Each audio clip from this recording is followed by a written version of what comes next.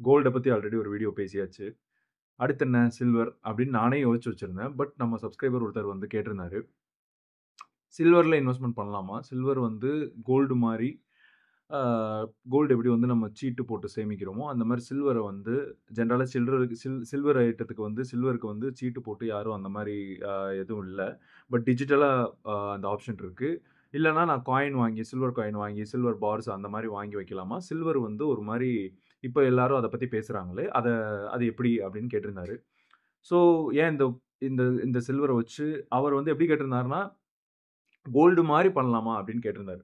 So சில்வர வந்து இண்டிவிஜுவலா எடுத்துக்கிட்டோம்னா, அது வந்து அவ்வளோ பெருசா நம்மளால வந்து சொல்ல முடியாதுன்றதுனால, அவர் கோல்டு மாரி அப்படின்னு கேட்டனால, ஜெனரலா இப்ப கோல்டுல இன்வெஸ்ட் பண்ணிட்டு இருக்கிறவங்க, கோல்ட வந்து இன்வெஸ்ட்மென்ட்டா நெனச்சு, அத வந்து மாசம் மாசம் ஒரு அமௌண்ட் எடுத்து போட்டு, அதுக்கு இன்வெஸ்ட்மென்ட்ன்னு ஒதுக்கி, அத வந்து மெயின்டெயின் பண்ணிட்டு இருக்கிறவங்க, சில்வர அதே மாரி பார்க்கலாமா? அப்படின்னு வந்து நெறைய பேர் கேட்கறதுனால, கோல்டையும், சில்வரையும் கம்பேர் பண்ணியே ஒரு சின்ன டிஸ்கஷன் மாரி பண்ணலாம் அப்படின்றதுக்காக தான் இந்த வீடியோ. ஸோ ஃபுல்லா பாருங்க. நம்ம சேனலுக்கு ஃபர்ஸ்ட் டைம் வந்திருக்கீங்கன்னா, நம்ம கன்டென்ட்லாம் புடிச்சிருந்தா சப்ஸ்கிரைப் பண்ணிக்கோங்க. வீடியோ புடிச்சிருந்தா லைக் பண்ணுங்க, ஷேர் பண்ணுங்க. அதே மாரி நான் எத பத்தி பேசணும்னு நெனச்சாலும் நீங்க கமெண்ட் செக்ஷன்ல லீவ் பண்ணலாம். சில்வர், கோல்டு அப்படின்னு எடுத்துக்கிட்டோம்னா, கோல்டு வந்து எக்ஸ்பென்சிவ். இப்போ 11,000க்கு மேல போயிட்டுருக்கு. ஒரு கிராமே 11,000க்கு மேல போயிட்டுருக்கு. ஆ சில்வர் வந்து ஆனா ஒரு பக்கம் பார்த்தோன்னா மச் சீப்பர் ஆப்ஷன். ரூ. 170. அதே மாரி பர்ப்பஸ்ன்னு எடுத்துக்கிட்டீங்கன்னா, கோல்டோட பர்ப்பஸ் வந்து மெயின்லி ஜுவல்லரி, அதுக்கப்புறம் இன்வெஸ்ட்மென்ட். இது 2மே இருக்கு. ஈக்குவல்ன்னே சொல்லலாம். இப்போ இன்வெஸ்ட்மென்ட் ஒரு படி தாண்டி போயிட்டுருக்கு. இப்போ இருக்க கண்டிஷன்ல. நெறைய பேர் இன்வெஸ்ட்மென்ட் ஆப்ஷனா வந்து கோல்ட வந்து எடுத்துட்டு இருக்காங்க. And jewellery. ஆனா சில்வர் எடுத்துக்கிட்டோம்னா, மெயின்லி இருக்கக்கூடியது இண்டஸ்ட்ரியல் யூசேஜ் தான்.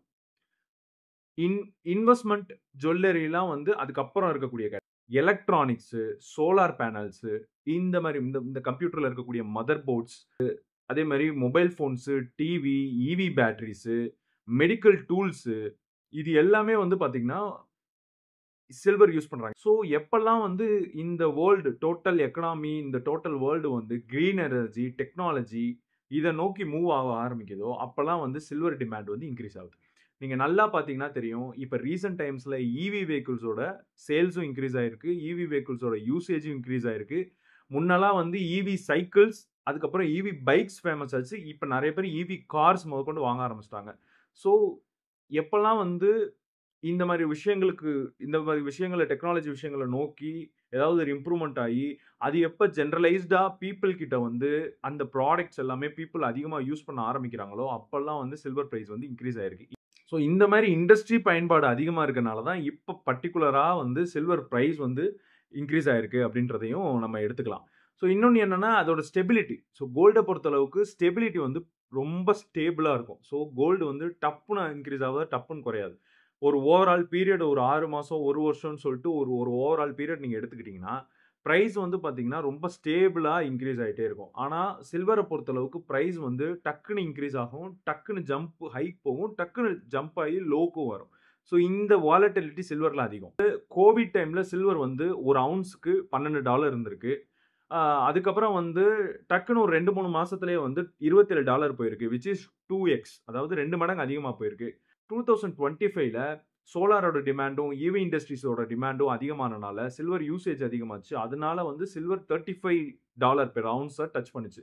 விச் இஸ் 25% சில்வர் வந்து டக்குனு இன்கிரீஸ் ஆகும். டக்குனு லோ ஆகும். இன்கிரீஸ் ஆகுதுன்னா, அதுக்கு ஒரு காரணம் இருக்கணும். அந்த காரணம் வந்து மேக்ஸிமம் இந்த மாரி இண்டஸ்ட்ரியல் பர்ப்பஸ், மேனுஃபேக்சரிங் பர்ப்பஸா தான் இருக்கும்.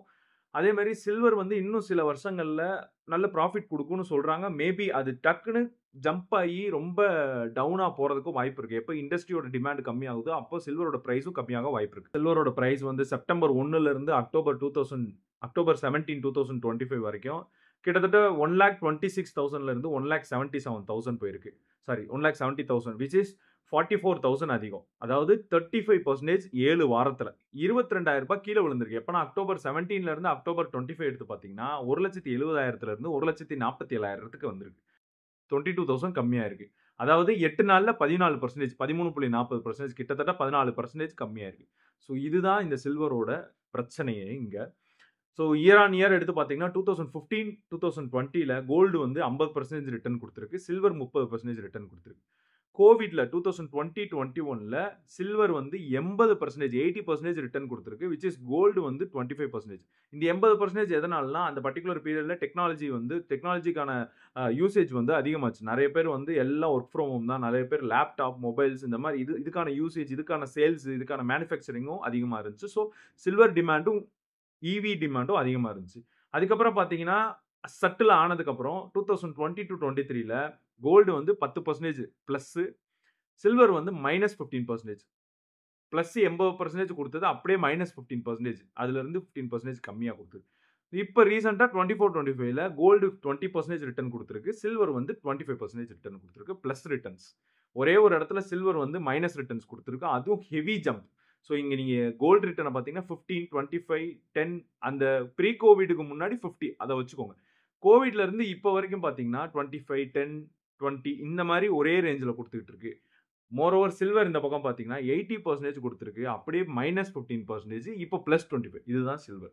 டிமாண்ட் எப்பலாம் இண்டஸ்ட்ரியல் அதிகமாயிருக்கோ, அப்பலாம் சில்வர் அதிகமான ரிட்டர்ன் குடுத்திருக்கு. டிமாண்ட் இல்லாதப்போ சில்வர் ரிட்டர்ன் குடுத்தது கிடையாது.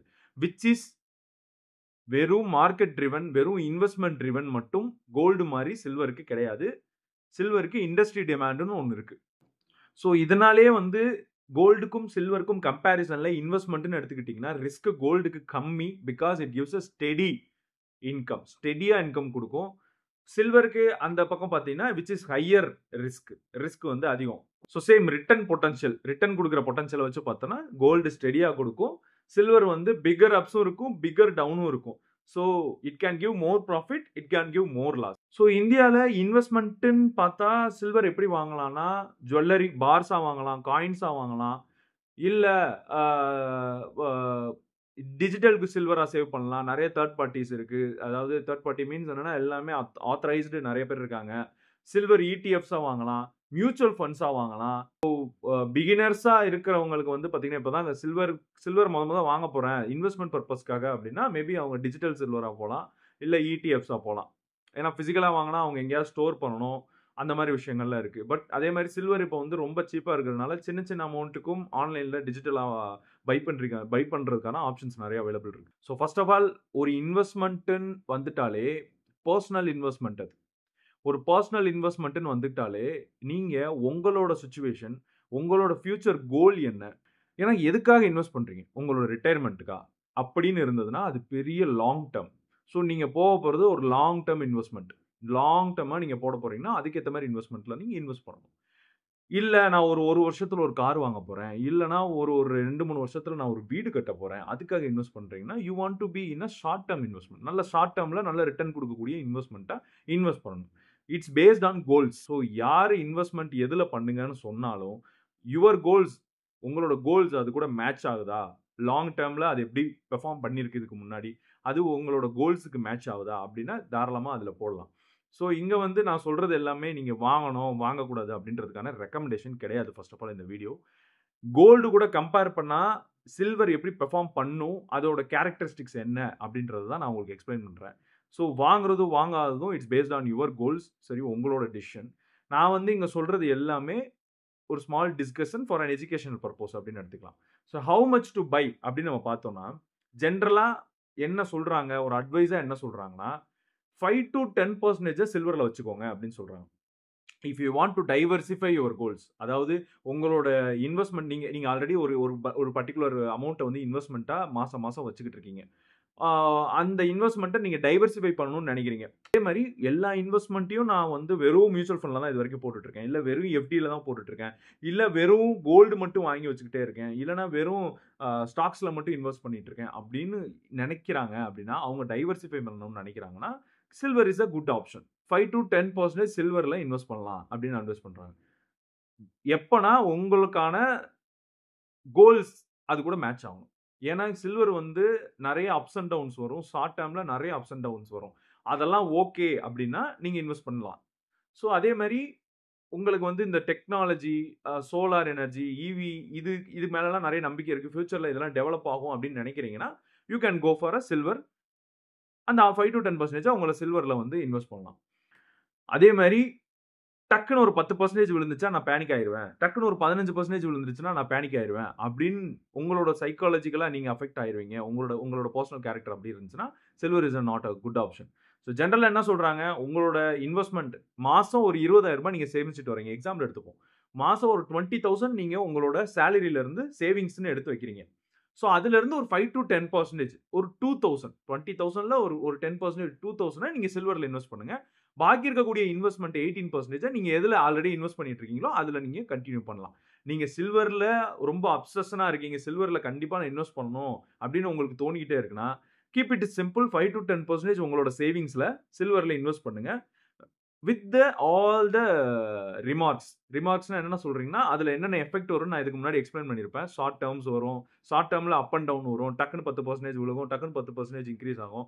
பட் ஹிஸ்டாரிக்கலா பார்த்தீங்கன்னா, ஒரு நல்ல ரிட்டர்ன் குடுத்துட்டு தான் இருந்திருக்கு. ஃபியூச்சர்லயும் ஈவி, டெக்னாலஜி ரிலேட்டடா டெவலப்மெண்ட்ஸ் இருந்தா சில்வரோட பிரைஸும் இன்கிரீஸ் ஆக தான் போகுது.